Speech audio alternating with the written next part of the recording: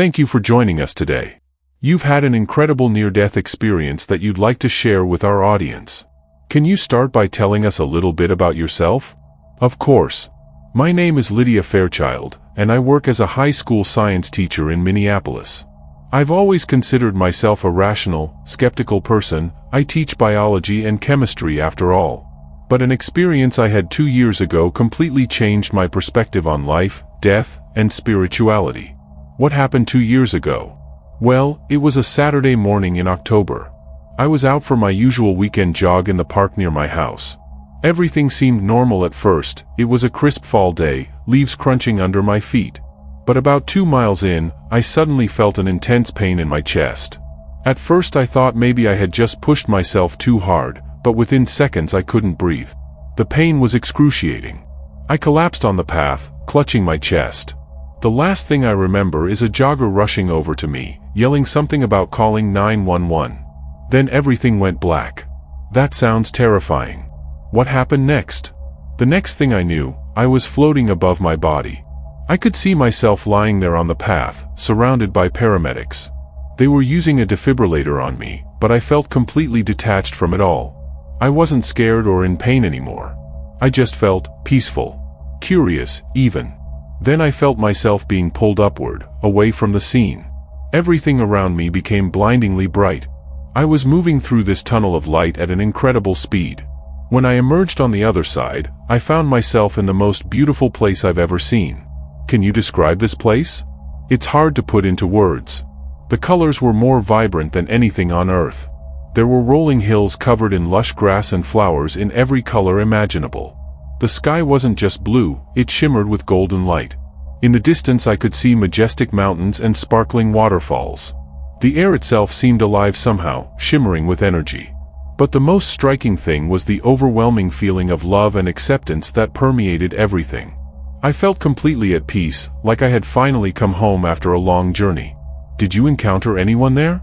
Yes, I was greeted by several beings of light. They didn't have distinct physical forms, but rather appeared as radiant, shimmering figures. Somehow I knew they were my ancestors and loved ones who had passed on before me. They communicated with me telepathically, welcoming me and telling me how proud they were of the life I had lived. But then another figure approached, one that outshone all the others. I instinctively knew this was Jesus. His presence was overwhelming, pure love and compassion beyond anything I've ever experienced. He embraced me and I felt all my doubts, fears and pain just melt away. Wow, that's incredible. What happened next? Jesus began showing me scenes from my life, both the good and the bad. But there was no judgment, only compassion and understanding. He helped me see how even my struggles and mistakes had ultimately led to growth and learning. Then he took me to this incredible library. The walls stretched up endlessly, filled with books containing all the knowledge of the universe. Jesus explained that I could explore and learn anything I wanted. As I browsed the shelves, I came across a book about the nature of God and Jesus' life on earth. That's when a question popped into my mind, something I had always wondered about but never fully understood. That's fascinating. Now, I'm curious about something you mentioned earlier. You said Jesus showed you scenes from your life. Can you elaborate on that? Of course. It was like watching a movie of my entire life, but I wasn't just seeing it, I was re-experiencing every moment, feeling every emotion. The remarkable thing was that I could also feel how my actions affect others, both positively and negatively. I saw times when a small act of kindness on my part had a ripple effect, positively impacting people I'd never even met. But I also saw times when I'd hurt someone with a careless word or action, and I could feel their pain as if it were my own. What struck me most was that there was no judgment from Jesus. He showed me these scenes with complete love and understanding. Even my mistakes and failings were viewed as opportunities for growth and learning. That sounds intense. Did any particular moments stand out?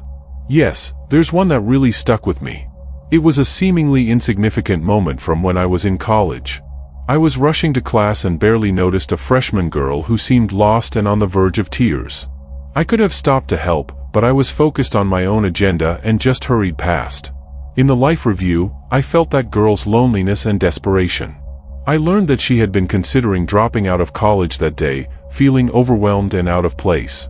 A simple act of kindness could have made a huge difference. But the scene didn't end there.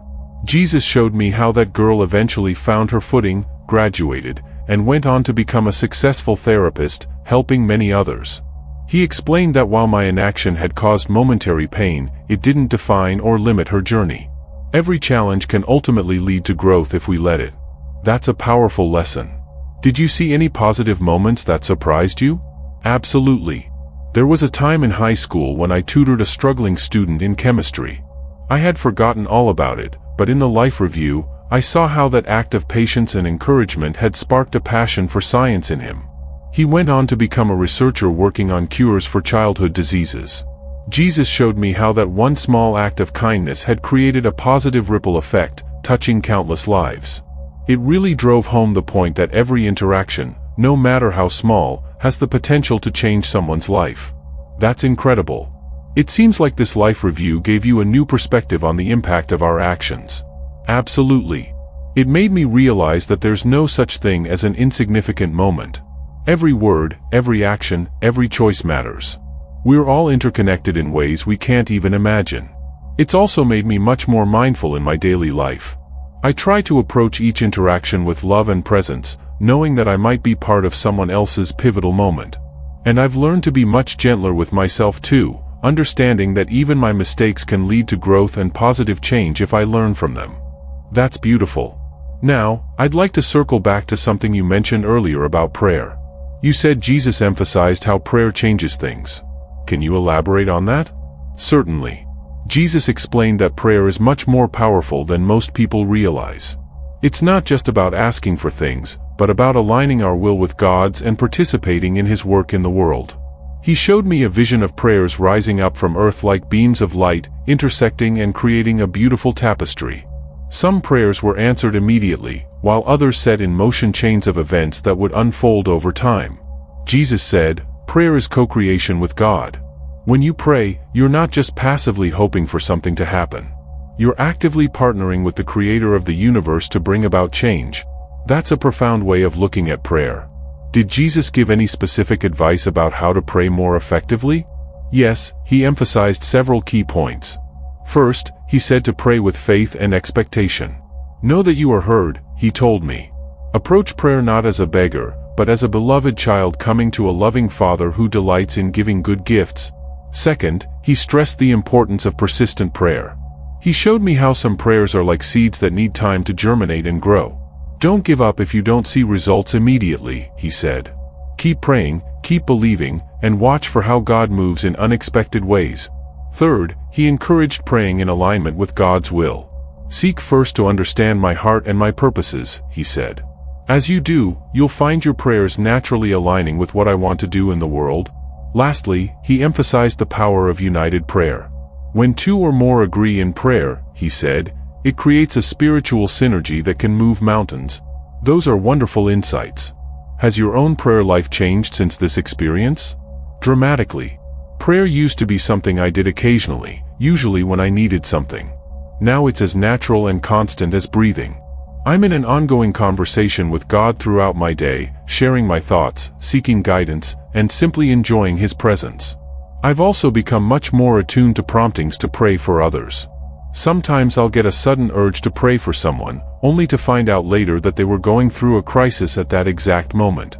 It's made me realize how interconnected we all are spiritually. That's fascinating. Now, I'm curious about something else you mentioned earlier. You said Jesus showed you a library containing all the knowledge of the universe. Can you tell us more about that? It was absolutely mind-blowing. The library seemed to stretch on infinitely in every direction. There were books on every subject imaginable, history, science, philosophy, art, but also on things we haven't even discovered yet on Earth. Jesus explained that this library represented the collective wisdom and knowledge of all creation. He said, "What you see here is just a tiny fraction of the knowledge available in the spiritual realm. In eternity, you'll have the opportunity to explore and learn endlessly." That sounds incredible. Were you able to read any of the books? Yes, Jesus encouraged me to browse and ask questions about anything I was curious about. I was drawn to a section on the nature of reality and consciousness. As I opened one of the books, the information seemed to flow directly into my mind. It was like downloading pure knowledge and understanding. I learned that what we perceive as solid matter is actually mostly empty space, vibrating with energy. Our consciousness plays a much bigger role in shaping reality than we realize. The book explained how our thoughts and beliefs literally create our experience of reality. That's fascinating. Did you learn anything else that stood out? Yes, there was a book on the interconnectedness of all life. It showed how every living thing, from the smallest microbe to the largest galaxy, is part of one vast, conscious, living system. We're all individual expressions of the same underlying consciousness. This book also explained how love is the fundamental force that holds everything together. It's not just an emotion, but a tangible energy that permeates the entire universe. That's profound. Did Jesus say anything about why he was showing you this library? He explained that part of our eternal journey is continuous growth and learning. He said, "The pursuit of knowledge and wisdom doesn't end when you leave Earth. It's an eternal adventure." But he also emphasized that all this knowledge ultimately points back to love. He said, "You can spend eternity exploring the mysteries of the universe, but the greatest truth you'll discover is that love is the foundation of everything." Beautiful. Now, I'm curious about the moment when Jesus told you it wasn't your time yet. How did that feel? Initially, I felt a deep sense of disappointment. The peace and love I experienced in that realm were so overwhelming, I didn't want to leave. But as Jesus explained the purpose for sending me back, I felt a growing sense of excitement and determination. He looked at me with such love and said, "Lydia, you have a unique experience to tell now. Your experience here will bring hope and healing to many who are struggling with doubts, fears, and questions about the meaning of life." He showed me glimpses of people I would impact: a teenager contemplating suicide who would find hope through hearing my story, a grieving widow who would find comfort in knowing her husband was at peace, a hardened atheist whose heart would soften as he considered the possibility of something beyond the physical world. That must have been a powerful motivation. Did Jesus give you any specific instructions for your mission? Yes, he gave me several key messages to share. First, he said to remind people of God's unconditional love. So many are weighed down by guilt and shame, he said. Tell them there is no sin too great, no mistake too big for my love and forgiveness. Second, he emphasized the power of prayer and maintaining a constant connection with God. Remind them that I am always listening, always present, he said. Encourage them to approach me as a loving father, not a distant judge. Third, he stressed the importance of loving and serving others. The greatest fulfillment in life comes from giving, not getting, he said. Encourage people to look for ways to be my hands and feet in the world. Lastly, he told me to share the reality of eternal life. Help people understand that death is not the end, but a transition, he said. The choices they make on earth have eternal significance. Those are powerful messages. How did you feel about taking on this mission? I felt both humbled and empowered. The responsibility felt enormous, but I also knew I wouldn't be doing it alone. Jesus assured me that he would be with me, guiding and strengthening me every step of the way. As I was preparing to return, Jesus embraced me one last time. The love I felt in that moment was indescribable, it filled every part of my being. He said, "Remember this love. Let it fuel you and flow through you to others." What a beautiful send-off. Can you describe what it felt like to return to your body? It was quite jarring, to be honest. One moment I was enveloped in pure love and peace, and the next I was gasping for air, feeling the intense pain in my chest. The physical sensations were overwhelming after being in a state of such bliss. I remember opening my eyes and seeing the paramedic's face, filled with shock and relief. He later told me that they had been about to call my time of death when I suddenly took a gasping breath and my heart started beating again. The next few hours were a blur of ambulance sirens, emergency room chaos, and worried family members. But through it all, I felt a deep sense of peace. I knew I had been given a second chance for a reason. That's incredible. How did your family and friends react when you told them about your experience? At first, they were just relieved that I was alive. The doctors had prepared them for the worst, so my survival alone seemed miraculous. When I started sharing details of my experience, reactions were mixed. My husband, who has always been more spiritually inclined than me, was fascinated and supportive. He said he could see a change in me from the moment I woke up, a peace and certainty that hadn't been there before. My parents were a bit more skeptical at first. They're both retired scientists and tend to look for rational explanations for everything. But as they saw the profound changes in my life and heard some of the verifiable details I couldn't have known otherwise, they became more open to the possibility that something extraordinary had happened. Some friends were uncomfortable with the whole idea and kind of withdrew. I think the concept of near-death experiences challenges a lot of people's worldviews. But others were deeply moved and said my story gave them hope and a new perspective on life and death. It sounds like your experience has had a ripple effect on many people. How has it affected your approach to life on a daily basis? It's changed everything. I used to be so focused on achieving and acquiring, the next promotion, a bigger house, more stuff. Now I realize none of that really matters in the grand scheme of things. My priorities have completely shifted. I'm much more focused on relationships, on being present in each moment, on finding ways to show love and kindness to others. I've simplified my life a lot, letting go of things that don't really matter so I have more time and energy for what does. I'm also much more aware of the spiritual dimension of life. I see evidence of God's love and presence everywhere, in nature, in acts of kindness, in the beauty of human creativity. It's like I'm seeing the world through new eyes. And I'm not afraid of death anymore. Don't get me wrong, I'm in no hurry to leave this life. There's still so much I want to do and experience here. But I know that when my time does come, it will be a joyful homecoming, not a fearful end. That's wonderful. Now, I have to ask, have you had any doubts about your experience? Could it have been a hallucination caused by lack of oxygen to your brain? That's a fair question, and one I've grappled with myself. As a science teacher, I'm naturally skeptical and always looking for rational explanations. But several factors convince me that this was more than just a hallucination. First, the clarity and coherence of the experience. Unlike a dream or hallucination, every detail was vivid and logically consistent. I've never experienced anything so real and life-changing. Second, I gained knowledge that I couldn't have known otherwise. For example, I saw a deceased uncle in that realm who told me about a hidden box of letters in his attic. After I recovered, I asked my aunt about it and she was shocked. She had just found that box while cleaning out the attic, but hadn't told anyone yet. Third, the lasting positive changes in my life.